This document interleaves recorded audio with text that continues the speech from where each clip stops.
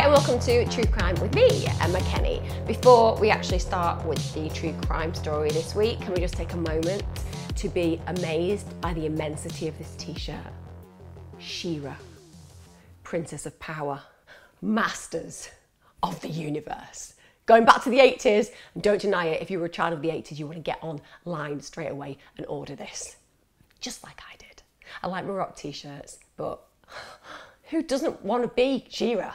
I spent my entire youth, okay, not youth, but primary years thinking, she's the bitch I'd like to be. And today I get to wear her. You can order these very cheaply, by the way. It's not designer. It literally cost a few pounds. Anyway, enough of me and my terrible fashion sense. Today I'm going to be talking about another family annihilation case. I seem to be very much focusing on family side at the moment. I can't help it. It's one of those things I just can't compute. There's a lot of crimes I can compute, you know? I can compute paedophilia. I know what's going on in the brains. I know what we need to do about it. I can understand psychopathy. I really can. I can even understand from their brain scans the differences that go on. I understand the lack of empathy and the callousness. But the minute that we get to familicide, my head explodes. My children are the one thing I would kill for. Actually, to be fair, I'd kill for other people's children as well. I am one of those human beings, like a lot of you listening right now, and you're just imagining it, I know you are. If anyone hurt a hair on the head of your children, it would be very bad news for them. And if anyone took the life of your child, you just know what you would want to do. That's why I always say everybody's capable of killing, because for me, I would do anything to protect my kids. Sometimes I even wonder if my child did a really terrible thing and rang me and were like, Mom, I've just killed somebody. I might be the kind of parent who'd say, just wait there, I'll be there with the lime and the pigs. Obviously I'm being ironic, but you know, that's the stretch of my love. And I think so often to have even any kind of comprehension of murdering your own children, mind-blowing. So recently, because I understand a lot about all the other areas that I tend to talk about in true crime, when it comes down to familicide, it has this special place in my world of wanting to just excavate it and figure out why it's on the rise and figure out what motivates, and mostly men, sorry guys, but 95% of familicide is down to you, not you personally. You're watching this because you're a deeply empathic and passionate person, but nonetheless, it is incredible that it's on the rise, and it does tend to be more male orientated. Today's case is horrific. It's not for the faint-hearted. And like I always say at the beginning of my show, please subscribe. It really helps me, firstly, to see that I'm growing. That sounds narcissistic, but it's actually really satisfying. I can't believe that people watch anyway. So watching your subscriptions really matter. I love the amount of comments I'm getting. You are so in depth with your crime. You know it like I know it. And it's exciting for me to be in a community of people who are like-minded. And you are so freaking kind. It's the only social media platform I've ever found where you're more interested in the content and not the person presenting the content. You're not judgmental in that way. And by the way, I take on board everybody's points of view. I will say quite a few people are like, Emma, I'm not interested in your position professionally on this. Just tell the story. It's like, not the channel for you.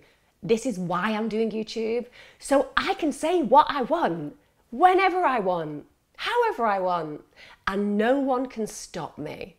And I'm afraid after 15 years in the media of being prevented from having those kind of opportunities, well, I'm out of the box, and I'm gonna be out of the box for the rest of my time on YouTube.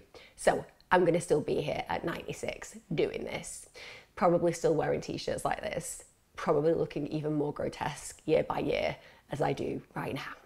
Let's get on with the story. Today it's about James Kraig Kahler. Now I'm gonna refer to him as Kraig Kahler because of the fact that that's how he was known locally. Never really understood that when people get like a name and then they're like, I'm not gonna go for the first name, I'm just gonna use my second name. Mine would be Louise, if that were the case. So he was born on January the 15th, 1963, raised in Meriden by his parents, Wayne and Patricia Kahler. Brother Chris also was present, and I'll be honest with you, he was somebody who really excelled. He was a popular guy. So when he was growing up, he was somebody academically that was well known to be astute, academic. He was bright. His personality was one that was very likable. And as he grew through the years, he was one of those all good guy American guys that you would just not notice a side for positively. Throughout his adolescence, he was somebody that was popular. He was seen as somebody who was going to do well. There was no warning signs that this was a guy with any real potential to do any harm. Quite the contrary, if I'm completely honest. He studied engineering, and it was in his last year of his engineering degree that he met the absolutely gorgeous Kraig Kahler. And the truth is, from the get-go, they connected really well. They fell deeply in love. And you know when there's that power couple? You know when there are a couple of people who are in a community that everybody kind of looks at and feels like there's something special about them? Kraig and Sean Kahler were absolutely that couple. They stood out for lots of reasons. They were academic, they were charming together, and Kraig Kahler really did earn a good wage. He was in one of those positions in the local area where he was called on constantly because of his background and because he'd been in and out of other people's houses because of the jobs that he was doing. He had a real position of influence and privilege. So living the all-American dream, you know? Meeting the love of their life early on, everybody likes them, really popular. The fact that they had lots of money. I mean, when you think about the American dream per se, they're living it. Really popular in the neighborhood. Really well liked. But, and this is a big but, one of the things that we often see, and you'll know this when you research or watch documentaries on coercive control, for example, very often it's quite easy to create a shade of who you are in public that is very different to the kind of people that you are in private. We see this constantly, where there's just enough time to present yourself to your friends, your family, to work people in a way that makes you all sound like your family is fantastic. Very few of us walk into the office and are like, I'm with a complete bastard. I'm hating it. We don't do it. You know, often we just try to keep what's going on behind those doors. It seems like when people have explored and examined this relationship, that surface was quite easy to rub away when you actually look at what was really going on. It seems like there was a mix of sexual obsession and there was quite a great deal of violence that actually would essentially destroy everything that they had. It's worth noting that Sean Kahler was also somebody who was academically gifted. And that's important to know. Remember what we talk about when we say about family annihilators? They really don't like equals. A man in a situation where he wants to be very masculine, very powerful, sexually domineering, doesn't really want an equal. He wants a submissive. So this couple were ambitious, really ambitious. All their peers said that they were really bright. And Kraig Kahler was one of 3 students from his year, along with his best friend, Victor Holtorf, who was handpicked for an exclusive engineering job in Colorado. Think about that. It's hard getting a great job straight out of university, particularly a job in engineering in that way. It means that you stand out. We know that Kraig and Sean Kahler got married very quickly. It was within 2 years after completing university. So they were young love, you know? They had just completed their degrees and literally a few years later, they get married and the first daughter's on the way and Emily arrives. And everybody said that they were madly in love. She seemed to really like making her husband happy. She was one of those women who apparently waited on him hand and foot. She made sure that the home was clean. She made sure that every single need that he had was taken care of. On one level, you can look in and think, well, that's cool. You know, that's what we do when we're in a relationship early on. We want to impress our partner. But also it can say something deeper. It can say that somebody is walking on eggshells, that everything has to be just so. I always worry when a particular kind of person goes out of their way to try to make sure that the other individual's life is perfect for them, because often that means a little bit of self-sacrifice. And like we all know, the more you self-sacrifice, the more resentful that you get in a relationship. And when you think about Kraig Kahler, she was a woman who actually was also very academic, very determined, very ambitious. So how much she would have enjoyed being at home and just being the perfect homemaker, I'm not sure. But we can only assume that from the evidence of those who knew them, she seemed happy at this point early on in the relationship, and certainly when she had her first daughter. Kraig Kahler is really ambitious, and in 1999 an opportunity comes along that he just can't pass up. He's basically offered the position of utility director of Weatherford, Texas. That is a big job with a big wage. You know, we're talking over 100,000 K.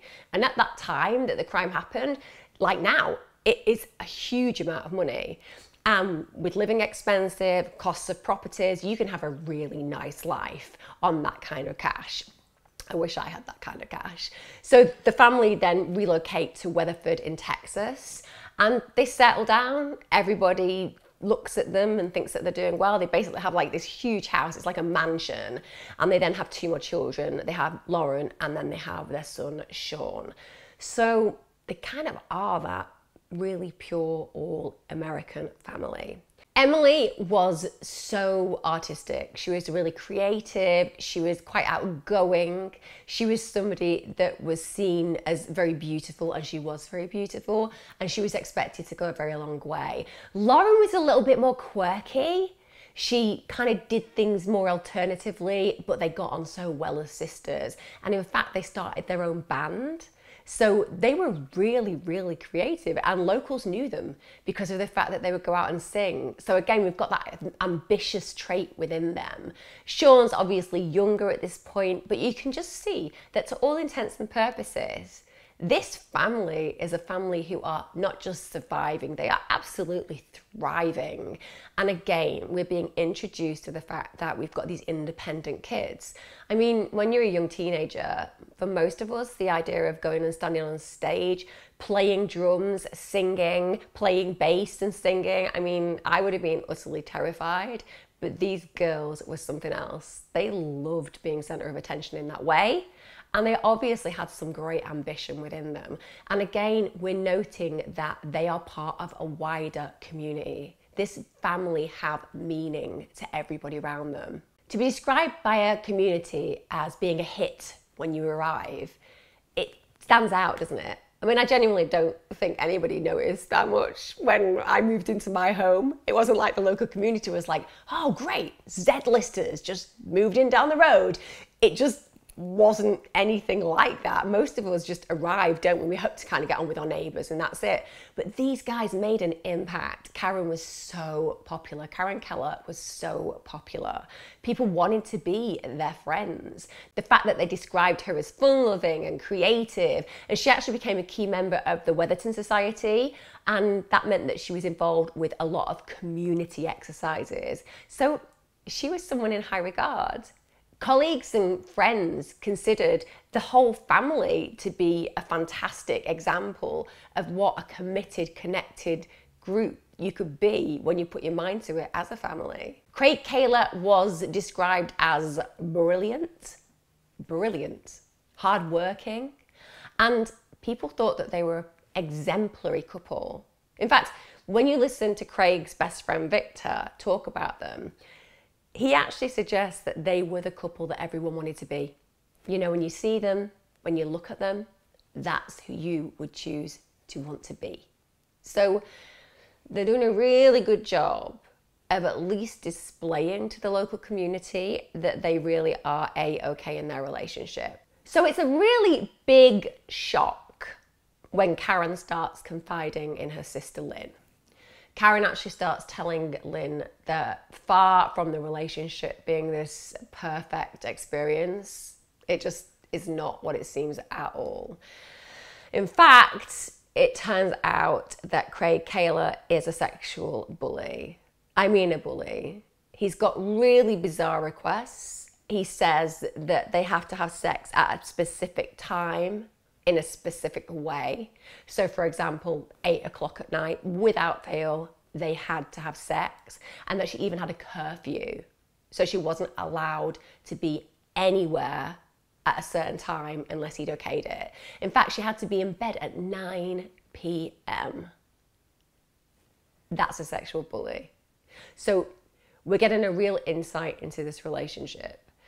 Firstly, because we know that Kraig Kahler was somebody who was ambitious, determined. She certainly wasn't somebody who didn't have support in her local area, but she's still giving in to the demands of her husband, who is fast becoming a very strange person sexually. And she also said that the sex starts becoming a real chore, and that she just basically gives in because it means that things can run smoothly in the Kahler household. That is a major, major red flag. Because if you're giving in, we can arguably say that that's rape. Now, I know that a lot of you will struggle with that because she gave in. But if a woman or a man feels that they have no other option than to allow another human being, in this case their partner, to have sex with them, or there will be repercussions, that is non-consensual. It's the same as when somebody's like highly inebriated in a relationship. It's not okay to have sex with your partner if they are completely inebriated because they can't consent.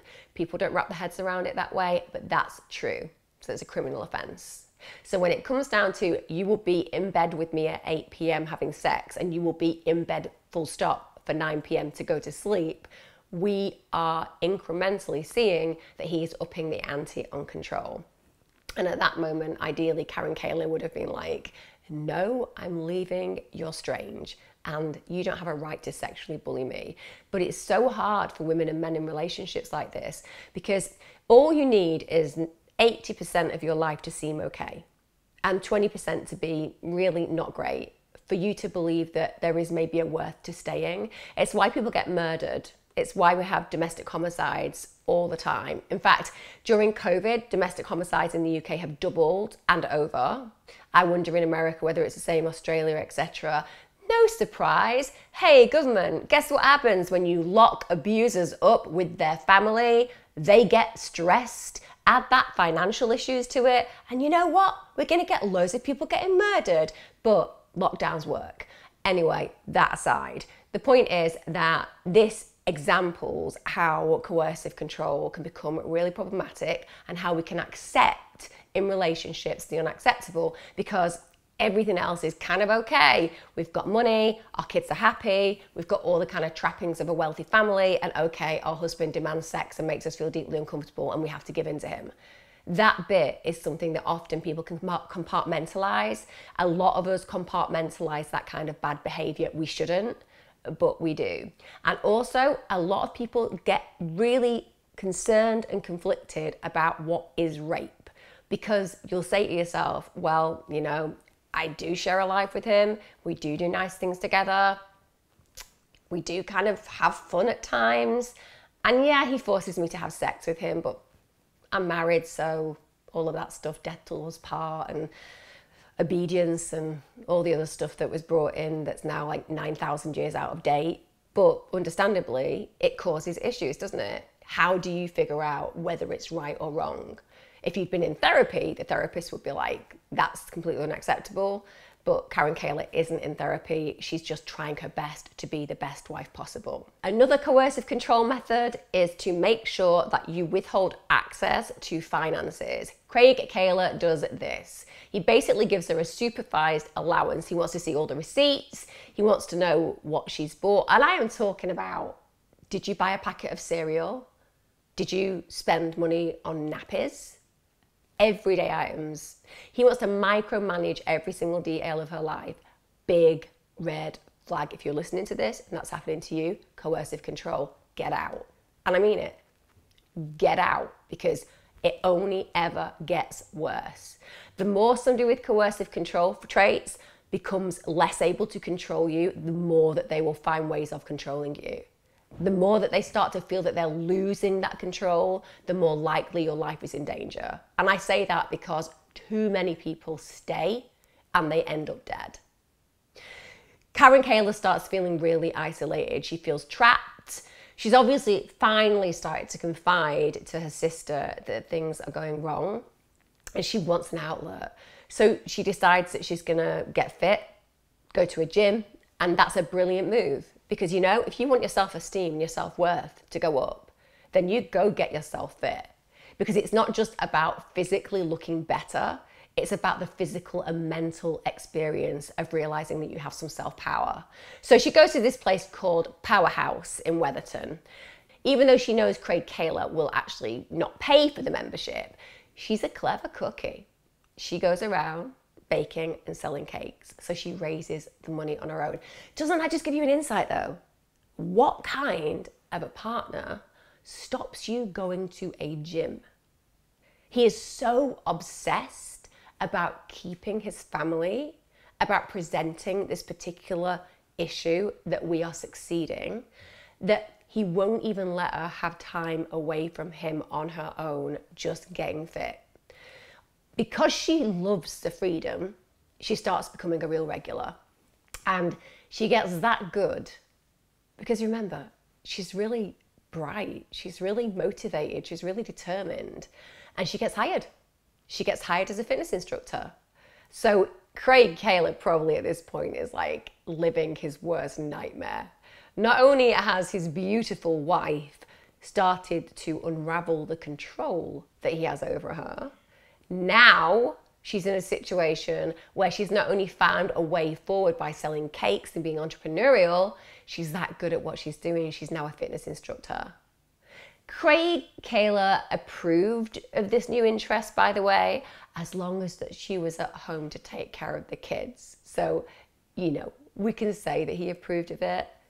He didn't approve of it. He was like, you can do that as long as you make sure you do this.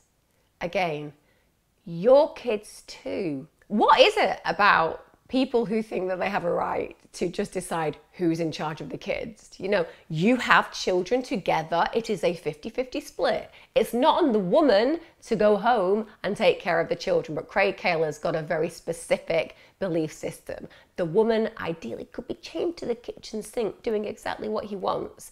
And remember, he had that. So when they first got married, that was the way the world worked for Kraig Kahler. He liked it that way.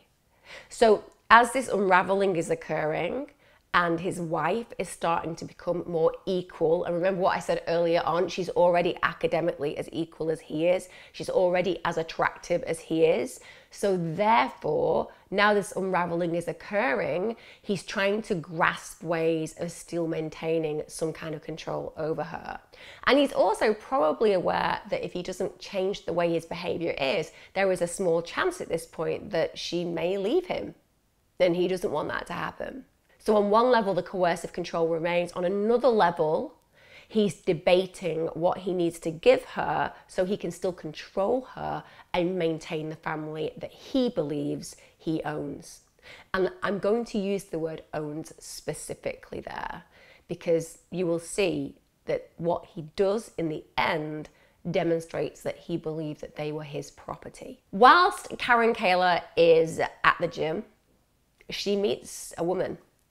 And she meets a woman who is going to change her life forever, both in a good way, and I'm going to be honest with you, in a really bad way as well. She was absolutely stunning. Sunny Reese, fitness instructor at the same place, the Powerhouse.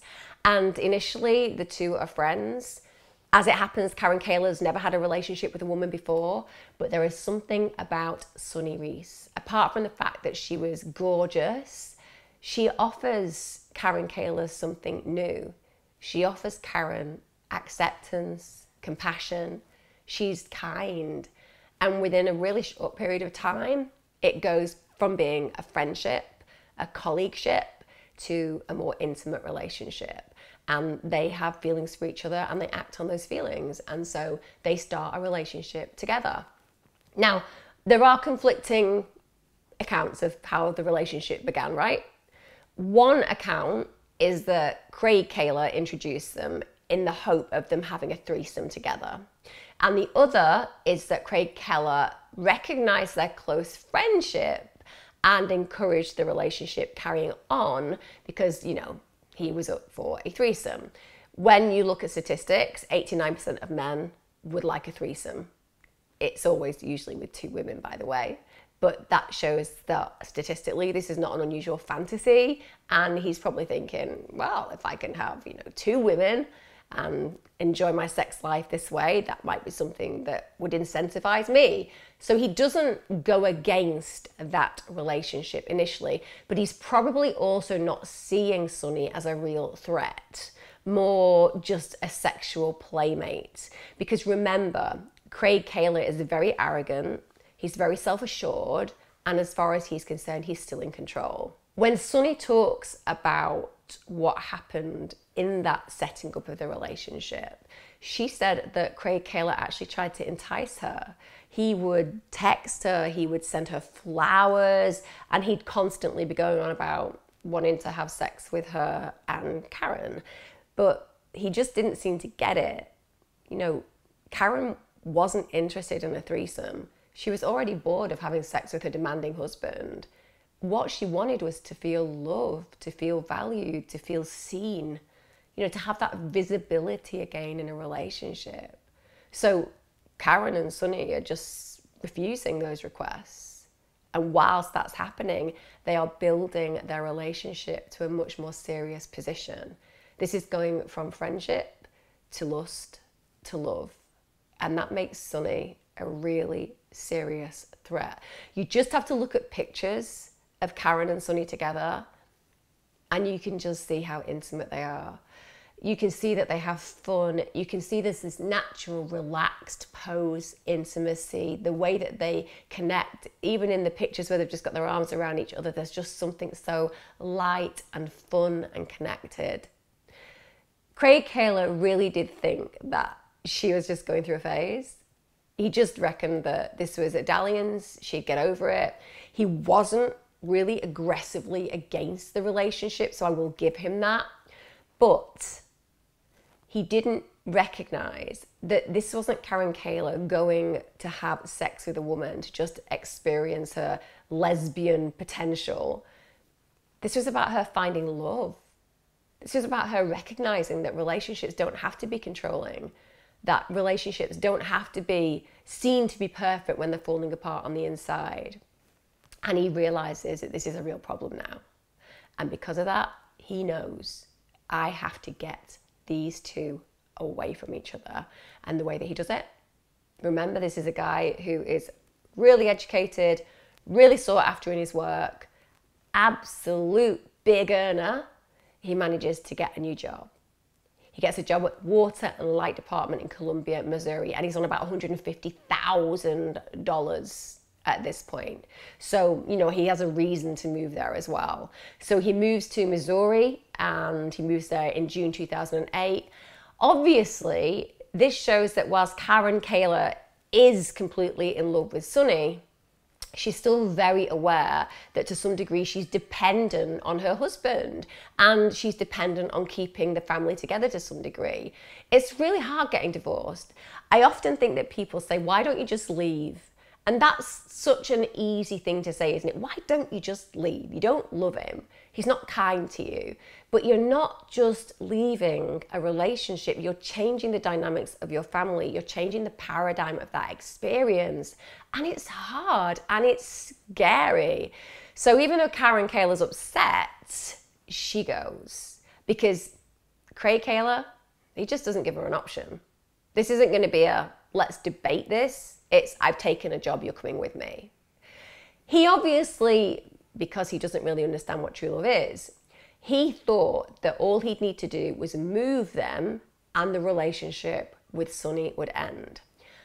Not going to be strange here, Kraig, but there are things like the internet, mobile phones, smart technology, and airports. But he obviously hasn't thought that far ahead. So he just thinks that it'll just be completely over because that's how relationships work, right? But clearly doesn't happen. If anything, I'd say by moving them away from one another, that solidifies and intensifies the desire that Sunny and Karen have for one another. And all that happens is they continue their relationship long distance through emails, phone calls, and visits. You know, Sunny will fly to visit her. So his plan isn't working. And now the unraveling really is beginning.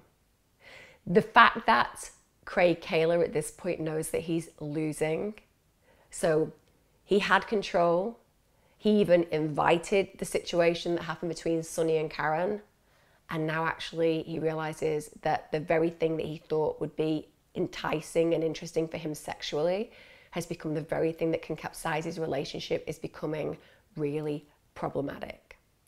And one of the reasons that really provoked him acknowledging that this was an intense problem is on December 31st, 2008, at a New Year's party that's held by old friends of Kraig Kahler and his wife.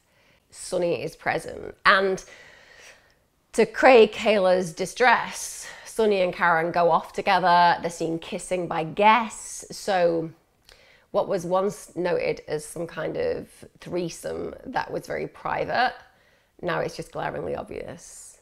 And Kraig Kahler is really embarrassed, and they are fighting like hell at the party, because as far as he's concerned, this is a complete breach of a boundary. And I'll give it to him. It was. That must have been horrible for Kraig Kahler. Of course it is. Absolutely humiliating. No matter how much I'm willing to defend Karen and Sunny's relationship, everyone has a right to be with the people that they want to be with. To actually publicly shame somebody who's meant to be your partner by getting off with somebody who you obviously have got a relationship with but the public aren't aware of, that is going to cause intense rage in a partner. That does not mean that Karen or Sunny are responsible for what plays out. But if there was ever a trigger, I think this is where the trigger really begins. Unsurprisingly, most of the people who were at that New Year's Eve party described it as probably one of the worst that they'd ever attended. I mean, usually when you count from 10 to 0, everyone celebrates, don't they, and kisses each other. But not quite at this one, just ended in a massive fight and quite a lot of humiliation. But this is the tipping point. So Karen moves her twin bed into another room back in Colombia, and she separates sleeping from her husband. And at that point, Kraig Kahler's given a really clear insight that their relationship is coming to an end. In fact, he called all of Karen's family, asking them to talk some sense into Karen. They basically were informed that she was intending to leave him for another woman, and he was not cool with that. And he thought that maybe there was some opportunity for manipulation from the family's side. But I don't know about you guys, if my sister's husband called me and said, please stop her leaving me, I'd probably be more like, why is she leaving you? You know, let's think about this. Let's work this through. So obviously he's probably not going to get a lot of support, even though it might be difficult for her family to realize that she's in a lesbian relationship, because not everyone's cool with that. Chances are they just wanted to leave Karen to her own devices. But it shows you just how desperate he is. He really does not want her to leave. He doesn't want her to leave even though she's humiliated him. He doesn't want her to leave even though she's in love with another woman. He doesn't want her to leave. So what is that saying about his desire to hold on to the family? Is it about love, or is it actually about perception? Is it about the perception of everybody else around him? Does he hold so firm to this family belief system of what makes you successful so deeply, so greatly, that he would rather be in a completely broken relationship and live that way than to lose the woman that he wishes to at least be perceived he's in a relationship with? So by March 2009, the divorce is nasty. It really is. Everything is in dispute. Because remember, you've got to think about the fact that he'd have to pay child support, the house would have to be split, the money that they had would have to be split. And basically, Kraig Kahler becomes absolutely convinced that she just wants his cash. Basically, she wants to take him to the cleaners as far as he's concerned. And he's not happy, firstly, with the fact that he sees himself as a victim. Remember, he sees himself as a victim. He doesn't see himself as the perpetrator of control. He doesn't see himself as somebody who has had failings in the relationship. He now has something really clear to project blame onto, and that is Karen and Sunny's relationship. So the fact that now she wants money off him, that she wants the house off him potentially so that she can split that money, the fact that she wants child support, they are now things that he feels that she doesn't deserve because she's the one making the break. On March the 16th, 2009, a really bad event occurs and they get into a real altercation. And he is arrested at this point on suspicion of third-degree domestic assault charges. And even though Kraig Kahler says that's not true, he just wanted to kind of grab his wife and bear hug her because she resisted. She said that he bruised her arm, and that's what occurred. Now, I don't know what happened in that situation, but the desperateness that I feel in Kraig Kahler's actions up until this point, I can imagine him just grabbing her and not wanting her to let go. And the potential is that that is something that could have been a reality. He might not have wanted to hurt her. It's more of a desperate grabbing. I'm not condoning it. I'm saying that the likelihood could have been that he's just, please don't go. But then she's pushing back and she does get her arms bruised. But she feels that that's serious enough, or at least will draw a line under their relationship if she speaks to the police. But that's a big problem. Because apart from the erratic behaviour, when you're in a position of real authority, that's not going to be good for your job. And it isn't. He actually loses his job because of this situation. One, his behaviour is spiralling, so he's not doing his job well enough. But secondly, you know, if as an employer you want to get rid of a member of staff, if they get involved in a violent incident, understandably, that's going to be something that will motivate them to make that change. And that's what happens. Karen does move out of their house. She moves out and she takes her 3 children after he's been arrested. And over that year, it feels like there is a real shift in Kraig Kahler's behaviour. He becomes despondent, depressed even. He doesn't even bother trying to see his daughter. He only wants to see his son. What does that say to you? The fact that he's got this young son and he wants him to be visited. He wants to see him. He wants to hang out with him.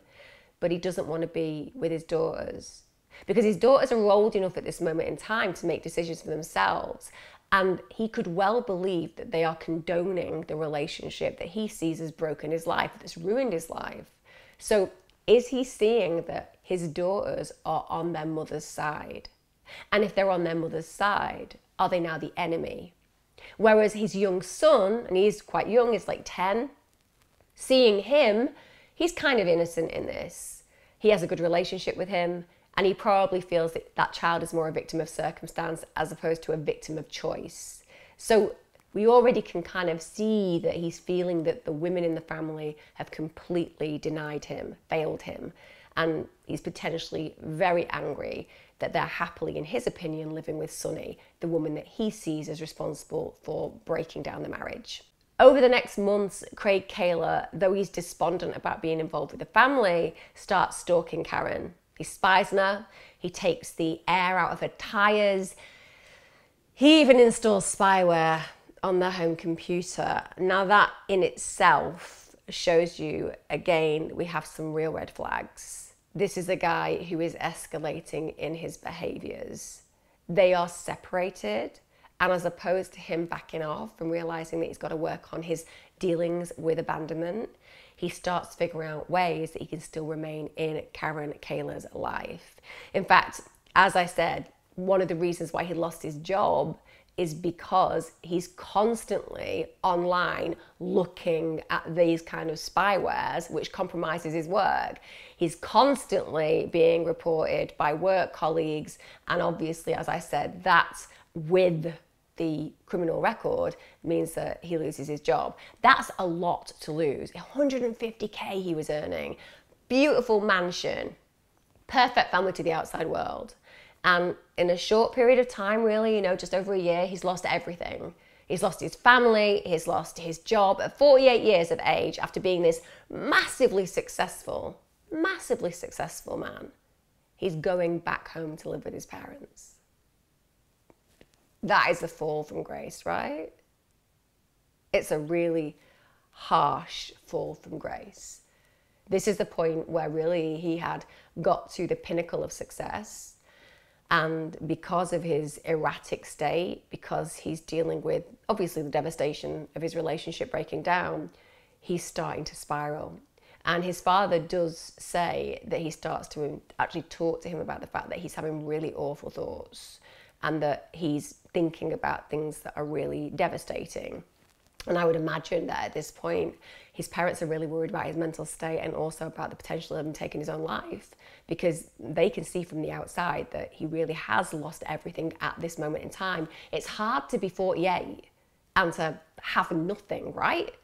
And it's hard to be 48 and be looking in a different direction and thinking that your family is now a completely new family, enjoying this new dynamic you're not part of. And he may well, as far as his family are concerned, be thinking about taking his own life, because that's what we tend to do. When somebody's devastated about something, when somebody's really depressed and they're talking about horrible thoughts and thinking, we tend to imagine this is somebody who has the potential to do harm to themselves. Unfortunately, that isn't where he was going with those thoughts.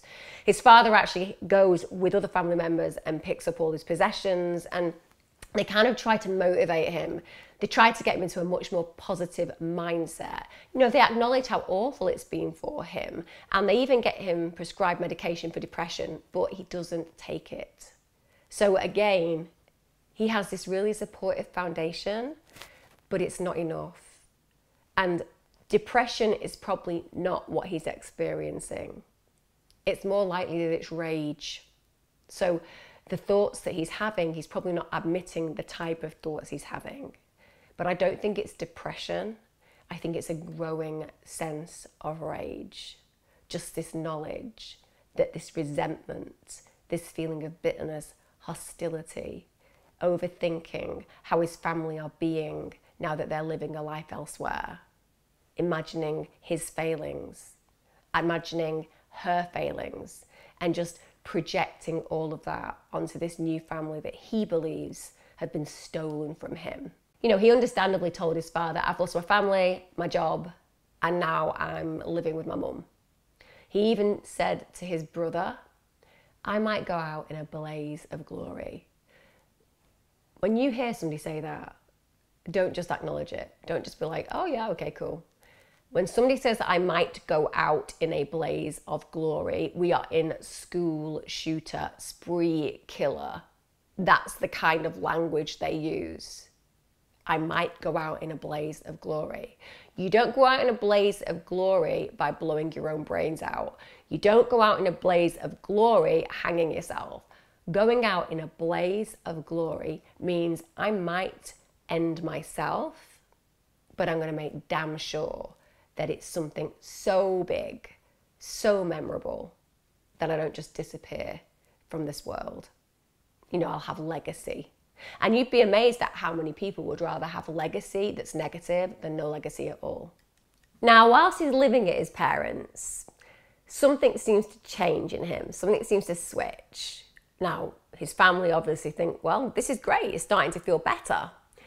But one of the things we see psychologically is when someone makes a decision and they actually have a plan, they automatically feel better.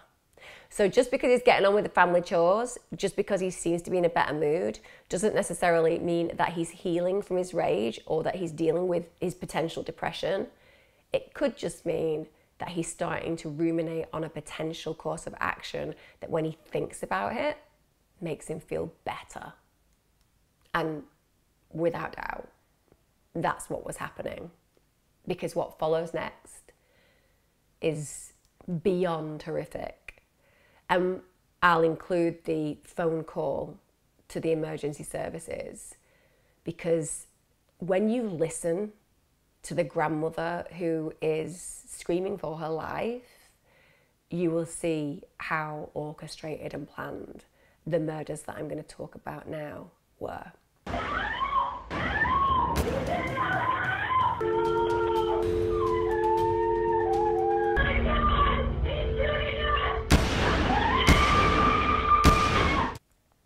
On Thanksgiving weekend 2009, imagine this. This is the weekend where this new family, this new dysfunctionally functional new family, this blended family are going to spend their first Thanksgiving weekend together. So Sunny, Karen, her two daughters, decided to spend the holiday at Karen's sister Lynn's house. Her son, meanwhile, goes and spends Thanksgiving with Kraig Kahler. Now, Karen is really family-centric. You know, she really wants to celebrate this new beginning, I guess. So she doesn't just want to spend it with her sister, she wants to go to her grandmother's during the holiday. So the next day, she picks up her son Sean from Kraig Kahler's house and drives them over to her grandmother's. I think that this is the point where Kraig Kahler just snaps. It's the fact that he would feel that complete exclusion.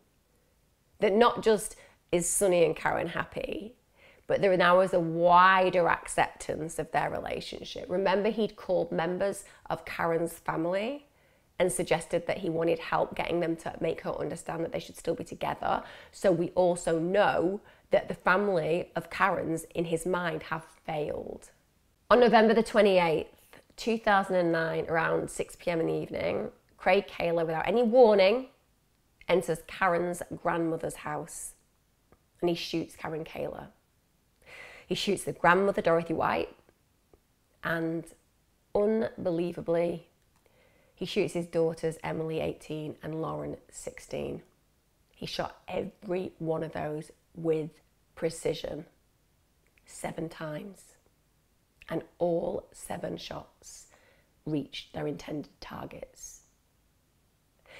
All of them are pronounced dead, except for Karen's grandmother, who dies 4 days later at the hospital. You actually hear one of his daughters begging, "Please save me, please keep me alive." And the grandmother's hysterical, saying that somebody's here to kill her. They obviously managed to identify the fact that it's Kraig Kahler. But the point is, imagine that. Imagine the horror. Your own father coming in and shooting you that way. How would you even process those moments?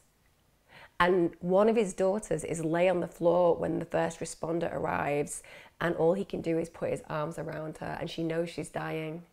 This little child, you know, she's a young teenager, and she knows that she's dying and she's begging, "Please keep me alive, please keep me alive." Now, he spares his son, and he spares his son for one reason. He doesn't feel that his son is old enough to be complicit in this. His son saw all of it. His son basically is going to lose not only his entire family, but he's also going to know that his own father was the person who murdered them. He's even going to have to be the star witness because he saw it all. He obviously runs to the neighbours for help, but there's nothing that can be done. Now, Nathan Perling was the first officer to arrive, and I've got to say, he was a hero. He just grabbed his gun. He heard that there was a shooting at that residence, and he just got his gun, got into a position behind a tree in the front yard, and then he went to the front porch and he looked through. He saw White sitting in a chair in the living room and saw blood. So this officer completely put himself at risk. You know, he forced his way in. He could easily have had the killer still in the home. And he basically looks at her injuries, calls for dispatch, gets the ambulances to come and says, just get as much help as we can. He starts searching the house. He sees Karen Kahler in the kitchen, and then he hears a voice crying for help from the 2nd floor. So he goes upstairs and he finds Lauren. And as I said, she's writhing in pain. And all he's doing is trying to calm her. And he's looking at her and he knows she's going to die. He can see by the blood loss. Asking her what's happened, she says her father's done it. And all she's doing is saying, "Don't let me die, don't let me die, I don't want to die." And he has to comfort her as she's dying. Hold on, don't move. I'm here. I know, don't move. I don't want to die. We're going to take care of you, okay? Make me alive. He then goes downstairs to the living room. He finds Emily Kahler dead on the living room floor. He can't believe what he is saying. It takes about 13 hours for Kraig Kahler, who's found basically wandering on the side of a road about half a mile from where he left his car. He looks completely lost, he looks disheveled. Obviously, he knows he's not going to get away with it. He's picked up, and when he's apprehended, he basically says, I messed up, I'm the guy that you're looking for. Obviously, it doesn't really matter whether he said that or otherwise, because the victims of the murders have already identified him, and his son's alive and he can also identify him. So he's not a consequential thinker. This isn't something that he was imagining he was going to get away with. It wasn't sophisticated crime. It was just an execution. That was all that mattered to him. It was an execution. That's what happens with familicide. It's not about caring whether you're going to get the death sentence. It's not about caring whether you're going to go to prison for the rest of your life. That doesn't matter. Vengeance is all that matters.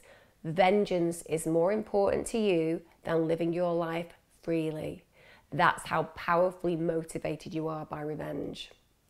At the time, he's also carrying a knife and a handgun, but I've got to be honest, there's no resistance. He just completely accepts that he's going to get arrested. When they look in his vehicle, there are other weapons, and also interestingly, there is some anxiety medication, clomazepam. Whether he was thinking at some point he might have taken an overdose, I don't know. As is the case in lots of situations where people kill their families, they think that they can kill themselves, but then this survival mechanism kicks in. It's very easy to imagine that you'll just annihilate yourself, but particularly when you're egocentric, arrogant, and somebody who believes that life owes you a favour, taking yourself out isn't quite as easy as you would imagine. When you see him interviewed, he doesn't hold back. He very clearly lets people know that he definitely did murder the family. He talks about the fact that he had a job that paid him very well. He talks about the fact that, you know, he went ahead and did it and why he did it. So even though he is somebody who feels vengeful, he also knows that there isn't really a reason to try to defend what he's done. And the only defense that he has in his trial against capital punishment is that he said that he mentally snapped because of Karen's lesbian affair. You know, okay, he'd had a really hard time. Let's be honest, he'd lost his wife, he'd lost his job, he'd got a criminal record, he'd had lots of erratic behaviour going on, he didn't cover up the murder at all, he wasn't a sophisticated kind of killer. And obviously, this is why the defence were trying to say that he was insane, because he did a shoddy job of it. Not really that erratic, not really that insane when you think about the fact that he burst in and managed to kill exactly who he wanted to kill and then spared his son because he felt they had a good relationship with him. That's not insane. Insane would be far more erratic. Arguably, it's not a normal thing to do to go murder your family, but we are again getting that egocentricity, aren't we? How can I get off with this? Now, the prosecution argued that Kraig Kahler absolutely planned the murder. He was a hunter. He was one of those people who always had guns in the house. And as far as they're concerned, he wanted to murder his family in cold blood. Come on. He didn't miss a single target. And also, he didn't kill himself. He didn't kill his son. So if you're snapping and you're out of control, maybe you're going to take your own life, blow your own head off after you've done it, and also kill your kid, right?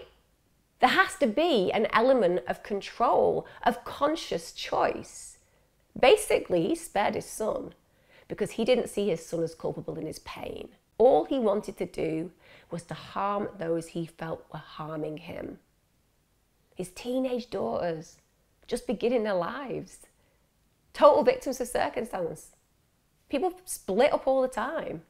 But in his mind, they chose Karen Kahler and Sunny, in spite of the fact by all reports he didn't even bother engaging with them for a whole year. Maybe, if he'd made the effort, he would have been able to have a perfectly good relationship. So he's also creating this cycle of rejection. And I believe that that's why he's building up this belief system. He's causing the problems, but instead he wants to convince himself that he is this victim.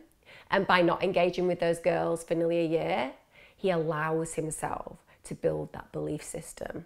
And that's why he's able to so nonchalantly, I would say, execute them. And this is cold-blooded execution without a doubt. You know, when the forensics went round and looked, it was very, very easy to say that Kraig Kahler was completely guilty. His blood was found on a handrail in the wall in the stairwell of the White Home. Kansas Bureau of Investigation witnesses said that Kahler could have left the blood during another visit over the years to the White Home. I mean, I'm going to put it out there. I don't know most people who'd be like, oh, there's blood all over a handrail. I'll just leave it. Maybe I'll tidy it up in, I don't know, a few months. Come on. I mean, it's ridiculous. But, you know, let's be honest, the defense didn't have a lot of defending that they could do, so they went for that. The star witness in this was Kraig Kahler's son, Sean, at 12 at the time. 12 years old, my God, having to testify in court. that he saw his mother, Karen, shot, actually saw her murdered, gunned down by the very man he'd spent the day before hanging out with. Isn't that terrifying? The coroner and the forensic pathologist said that 7 gunshot wounds suffered by the victims. 6 of them were going to be fatal shots and 1 would have been survivable by itself. The Kahler women were shot twice each. White was shot once. None of the wounds were immediately fatal, which is a horrible thing to think about. It's horrible. And actually the grandma died 3 days later in hospital.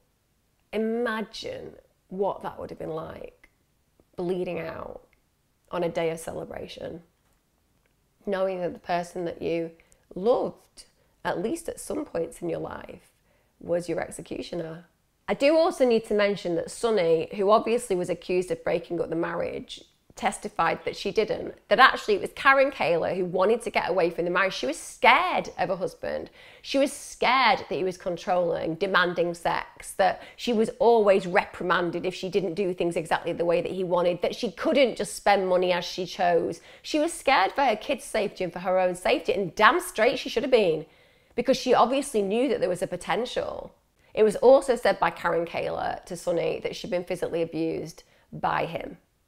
So a very different picture was painted by Sunny regarding what really went on in their relationship. The jurors in this case had to listen to terrifying testimony by the actual victims. They had to listen to Lauren Kahler first screaming for help because there was a gunman in the house. And then when she was wounded, she was telling the county deputy that her father had shot her. Can you imagine that? It just beggars belief. It makes me angry thinking that a man who basically was part of the reason these children were alive ended their lives this way. It's horrifying. Now, Sean Kahler had to go through that court case. He basically had to sit with his father, James Kraig Kahler, in the courtroom. He had to discuss the fact that he'd gone and visited his great-grandmother with his sisters during the Thanksgiving holiday. He had to talk about the fact that he'd been cleaning coins that he and his mother had found at his grandmother's house. He said they were just standing in the kitchen, and then all of a sudden his father entered the home. And it's like, from what he interpreted, there wasn't a moment where any of them could compute what happened. Suddenly his father was there, came through the door, shot his mother. He said that he just instinctively ducked down and went around the kitchen counter, and then he just ran out of the door. And all he could think about was he needed to get a phone. So he tried getting back in, and then he saw his dad, and then he closed it because he just knew he had to get away. So he ran to another house, and the little brave boy, this kid, just seen his mum shot, manages to get 911 called. It's worth noting that it would be very conflicting for a child of Sean's age. In fact, he wrote a few notes, and one I'm going to read out. He said, "I do not want my dad to receive the death penalty because it would be hard on my grandparents," the first note said. The second note said, "I do not want my whole family gone." Can you imagine that? 12-year-old boy. I do not want my whole family gone. He'd lost all of them. And even though his own father was their murderer, he still wants him in his life. Now, unsurprisingly, the jury was not convinced that he was insane, and he was convicted of capital murder on August the 25th, 2011. Unanimous decision. It wasn't like half the jury were like, "Oh, well, he seems like a nice guy. Maybe we should give this guy a break. Must have been hard on him." They were all like, guilty as hell. And they actually did decide to sentence James Kraig Kahler to death. It took them 2 hours to come to that verdict. And let me tell you, being on a jury and knowing that you are going to be responsible for putting another human being to death, I would not want to be in that position. I really struggle with the death penalty anyway. The fact that it took them 2 hours to get to that verdict, that shows you how compelling the evidence was. But all I can think is, Poor Sean. Poor Sean. And bizarrely, Kraig Kahler said that he was really proud of the way that his son gave evidence. Isn't that warped? That somehow in this situation, he's so lacking remorse, lacking any recognition of what he's done. His main take from this situation is, well, my child did a really good job of describing what happened. Well done, son. I mean, empathy, none there. In fact, when he was told the verdict, as opposed to saying, sorry guys, did a terrible thing, can't quite believe it myself, whilst I might not be considered insane, it was definitely a terrible mistake, he said, take care of Sean so he's not raised by a bunch of freaks.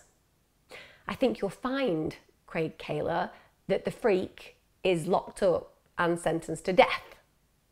I would imagine somebody would be okay describing an individual who bursts into a family home during a Thanksgiving treat and then blows the brains and much else out of the entire family is probably more likely to be recognised with that particular word. I mean, feel free to say differently, but I would imagine that getting as far away from his father was probably the best thing that could have ever happened to him. Now he's on death row at the moment. He's waiting the final decision because obviously in America, death row is understandably a very long process. There are appeals after appeals after appeals, and some people do eventually not receive it. But there have been cases of people being on death row for like 40 years. So it isn't a nice place to be. You don't get the same kind of freedoms as you would if you were in a normal jail. And undoubtedly, I would imagine that he's going to want to try to survive as long as possible.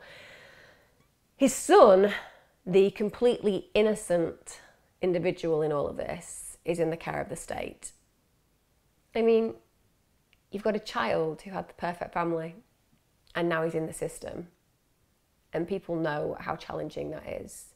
All of the Kahler's friends and family just have no idea how this happened. You know, Karen's sister, Lynn Denton, and Sunny Reese, they organised a 5K run in Weatherford, Texas, in honour of Karen to try to raise money for victims of domestic violence, because she was a victim of domestic violence. And that's the thing about these conversations that I'm having. One of the things that you often see is that you need to create legacy. If you don't create legacy for the person who's been lost or for the people that have been lost, it's like they disappear from public view and the important lessons that need to be learned aren't learned. So watching Sunny, the woman who absolutely loved Karen, who brought her to life, who gave her hope, still doing things in her name, is testimony to why they were such an amazing couple. It is a horrific story that I've just told you. At the end of the day, we know that two teenage girls, a grandmother and a daughter, were brutally murdered for absolutely no other reason than he didn't get what he wanted. Also worth noting, he's been interviewed by psychologists and psychiatrists. He has never shown remorse. He has never repented for his crime. He's never said sorry. And as far as he is concerned, they deserved it. Just shows you, doesn't it? Just because somebody is an academically brilliant person, presents themselves to the world as the perfect husband, that the minute that that door closes, actually it's a monster behind the scenes. If you can connect any of the dots when you listen to me and reflect it in your own relationships, take my advice, run like hell. Because if you don't, in the end, they might just catch up with you. I hope you found this story interesting. I find familicide one of those areas that the more I kind of learn and grow into it, the more it horrifies me. As ever, please subscribe, because if you do, you'll get a notification every time I release new material. And that means that you will never miss an episode of True Crime with Emma Kenny. Take care. Thanks for watching.